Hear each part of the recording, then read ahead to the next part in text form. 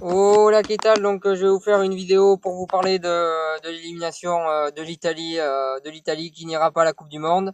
Donc c'est vraiment quelque chose d'inattendu. C'est une grande nation du football qui ne participera pas à la Coupe du Monde. Ça faisait 60 ans 60 ans d'affilée qu'ils participaient à la Coupe du Monde.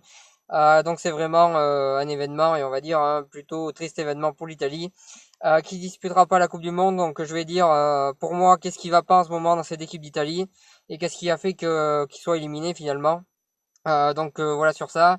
Donc avant de commencer, je tiens à dire que ça serait gentil de pas mettre de commentaires rageux dans la vidéo parce que j'ai quand même vu pas mal de trucs sur les réseaux sociaux où certaines personnes qui ont pas digéré qui ont toujours pas digéré la défaite de la Coupe du Monde 2006 en ont profité pour bien rigoler de l'Italie. Enfin bon, il y a des manières de rigoler. Là, c'était vraiment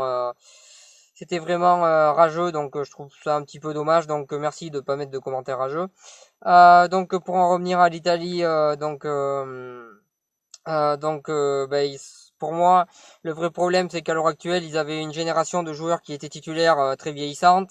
Il y a Buffon qui est en fin de carrière, il y a Chiellini qui est en fin de carrière, il y a Barzagli qui est en fin de carrière et qui est un petit peu dépassé. Enfin, il y a vraiment des joueurs en fin de carrière et des joueurs en fin de cycle, ce qui a fait que l'Italie soit éliminée.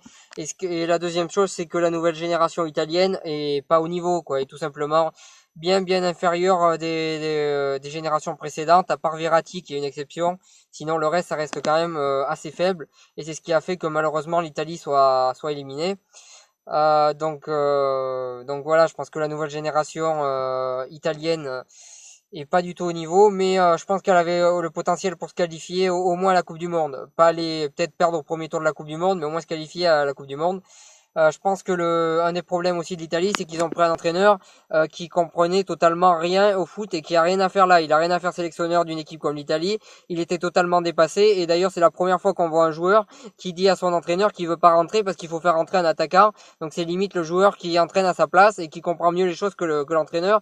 Franchement, cet entraîneur italien qu'ils ont eu depuis le départ de Conte, c'est du grand n'importe quoi. Ils se sont totalement trompés sur la personne.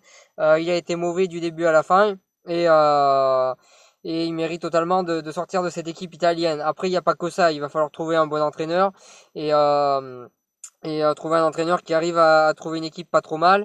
Et surtout, ce qu'il va falloir faire, et ce qui manque en Italie, c'est cruellement la formation dans les grands clubs.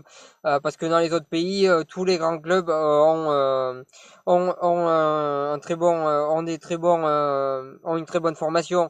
Le Bayern Munich a un très bon club formateur. Le Real commence à en avoir un. Le Barça a le meilleur club formateur au monde, peut-être. Dans tous les autres pays, c'est comme ça. La formation en France, il y a énormément de bons clubs formateurs. Au Portugal aussi, je pense notamment au Sporting qui a formé Cristiano Ronaldo, qui a formé Luis Figo. Je pense notamment à Benfica qui ont formé quand même des joueurs pas mal, comme Gonzalo Guedes, comme Bernardo Silva. Voilà, il y a ce projet de formation dans ces pays-là. Et c'est pas du tout le cas en Italie. Il y a un vrai problème avec la formation. Ils sont en retard. Et je pense que des grands clubs, les clubs importants de l'Italie, doivent avoir des clubs formateurs bien au-dessus de ça. Donc quand je parle des grands clubs italiens, je parle bien évidemment de la Juventus, des deux Milan, que ce soit le Milan ou l'Inter.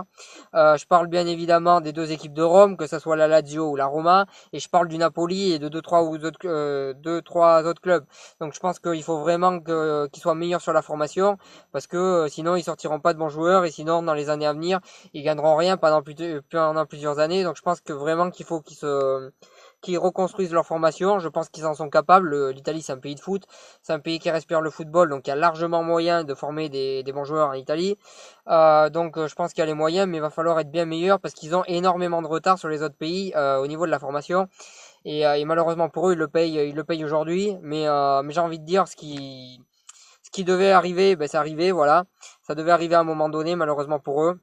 Voilà, niveau formation, c'est vraiment pas au point du côté de l'Italie, c'est dommage.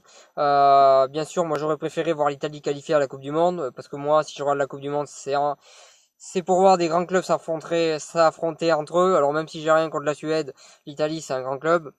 Donc la Suède, pour moi, a mérité sa qualification. Ils ont été meilleurs sur le match aller que l'Italie. Et sur le match retour, ils ont réussi à avoir l'Italie sur son propre jeu. Ils ont fait un catenaccio et l'Italie a pas réussi à attaquer et marquer. Donc finalement, l'Italie s'est fait prendre à son propre jeu par la Suède.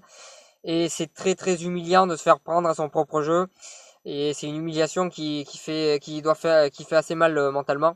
Donc attention à ça aussi. Non, mais sinon la Suède a globalement mérité sa qualification. Donc voilà. Donc voilà sur ça. Ensuite, la Suède, c'est vrai qu'ils ont finalement la Suède durant ces éliminatoires, ils ont éliminé deux grands pays du football. Ils ont éliminé en premier les Pays-Bas, qui sont plus du tout ce qu'ils étaient avant, et ils ont éliminé l'Italie, qui est plus du tout ce qu'elle était avant. Mais il fallait le faire, et la Suède a vraiment dû créer un exploit pour se qualifier. Ils sont à féliciter. Malheureusement, l'Italie doit se reconstruire. Je pense que ça passe évidemment par la formation. À eux de trouver à eux de bien former les joueurs. Parce qu'ils doivent bien former des joueurs et rattraper leur retard. Ça reste faisable parce que comme je dis, je pense que l'Italie c'est un pays qui respire le football. C'est un pays de football et pour que je dise que c'est un pays de football, il faut vraiment que je le pense vu que voilà, j'ai notamment dit que la France n'était pas un pays de football. Alors il y a beaucoup de gens qui sont pas d'accord avec moi, mais en attendant, si je fais un sondage sur 10 personnes, combien il y en a qui aiment le football, s'il y en a une ou deux qui va me répondre oui, ça va être beaucoup, ça fait à peu près 20% de la population. Donc non, c'est pas un pays de football, parce qu'un pays de football déjà, pour moi, l'Italie c'est plus un pays de football que la France, parce que déjà quand la sélection italienne joue, tout le monde est derrière elle, alors que quand la sélection française joue, on a ceux qui supportent l'Espagne, on sait pas pourquoi, on a ceux qui supportent l'Italie, qui deviennent italiens dès que l'Italie joue, on sait pas pourquoi, on a ceux qui supportent le Brésil, qui connaissent même pas la capitale du Brésil, mais c'est pas grave, ils supportent le Brésil et pas la France.